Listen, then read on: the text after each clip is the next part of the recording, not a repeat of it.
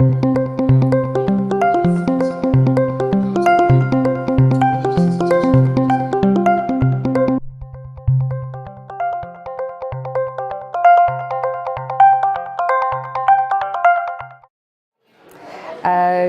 name is Sufiya Bray. I'm a Senior Advocacy Officer and a Project Manager for the Center for the Study of Violence and Reconciliation. It's an organization, a human rights organization based in South Africa. And the focus of my work is working on issues of transitional justice in Africa and peace building.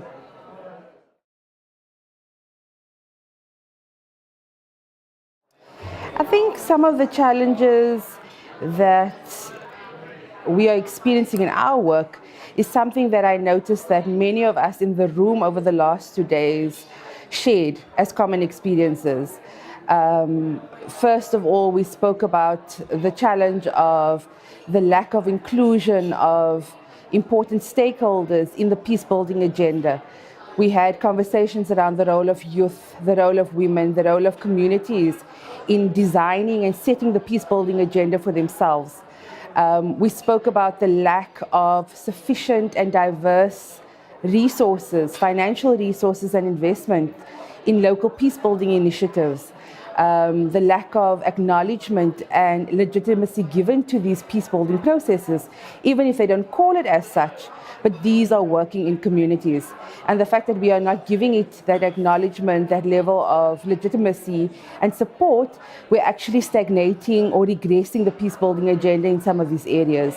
I think the third issue for me is around the fact that we are rushing some of these processes and that we are not making sure that there is sufficient time and planning that goes into implementing peace-building initiatives on the ground in a lot of the spaces that we are working in.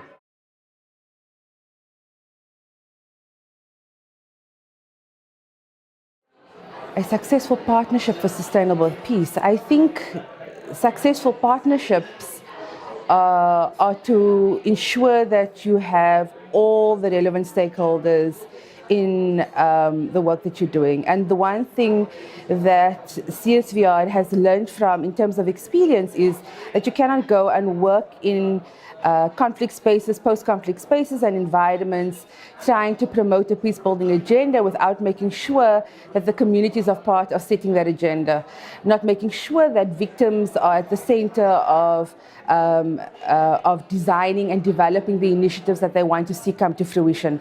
So making sure that even going into these spaces that we make the sufficient effort to try and understand the context that we are working in, try to give spaces and platforms for victims and communities to air their grievances and to air the issues or the needs and the demands that they are wanting to address, the concerns that they are wanting to work on in relation to peace building.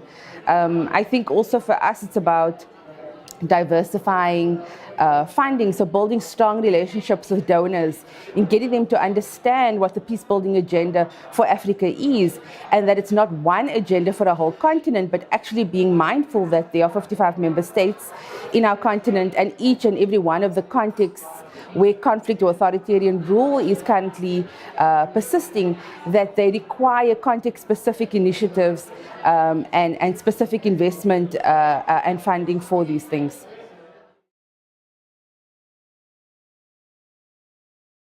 I think FriEnt sits in a very unique position.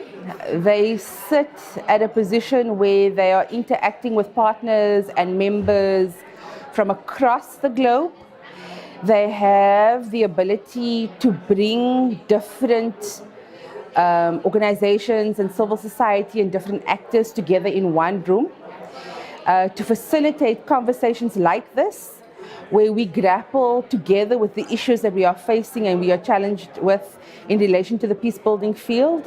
And together we can also challenge each other in how we are doing our work, keeping each other accountable in our practice, and also finding new ways of generating ideas around relevant peace-building strategies and initiatives.